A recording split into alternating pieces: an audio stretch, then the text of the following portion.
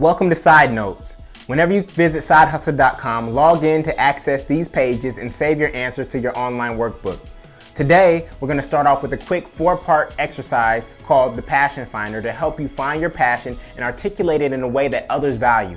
This is one of the many exercises that you will receive via Side Notes on a monthly basis. Now, we've all heard the expression, do what you love and the money will follow. However, this advice skips a step. Do what you love, get great at what you do, and then the money will follow. It doesn't matter what your passion is, there is someone out there in the world making a living doing it. If Joey Chestnut can win $10,000 for doing something as random as eating 68 hot dogs in 12 minutes at the Nathan's Hot Dog Eating Competition, then you can make a living doing whatever it is that you love. The real question is, how hard are you willing to hustle to crystallize your passion into a skill that others value? Steve Jobs is by far one of the most passionate people to ever live. His passion allowed him to dominate 4 industries: music, movies, computers, and mobile phones. That's how powerful passion is. In one interview alongside Bill Gates, Steve Jobs said, if you don't love it, if you're not having fun doing it, you're going to give up. And that's what happens to most people actually.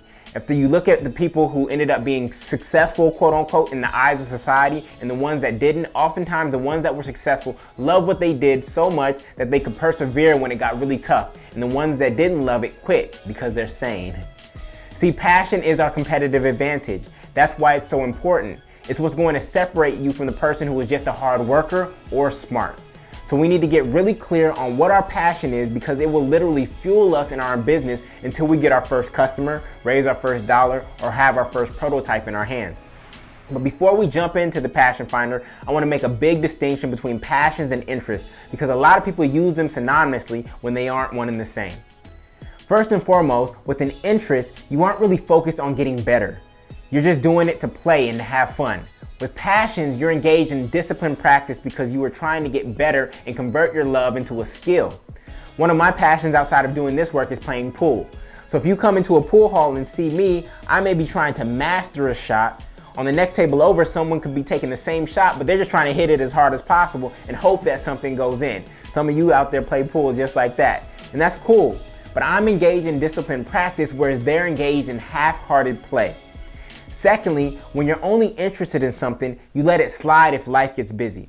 If you're passionate about something, it's integrated into your life just like sleeping, breathing, and eating.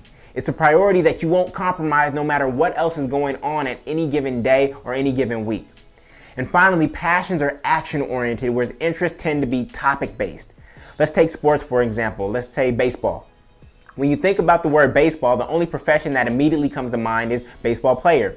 But when you get specific about the action that you're passionate about, for instance, catching a baseball, hitting a baseball, collecting baseball cards, coaching minor league baseball, each one of these is a skill that is valuable in the economy of baseball.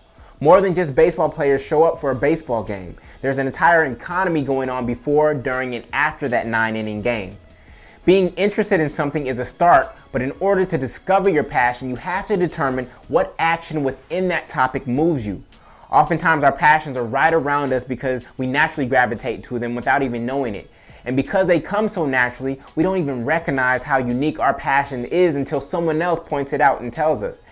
Now, if you don't know your passion, then the only way to really discover it is by exposing yourself to new things. It's not just going to hit you in the face while you're sitting thinking about it one day. You got to get up off the couch and try new things. So let's start by having you do your best to articulate your passion in no more than 5 words in the box to my left, and then we'll jump into step 1 of the Passion Finder. If you don't see the box, register or log in so that you can save your answers as we go along.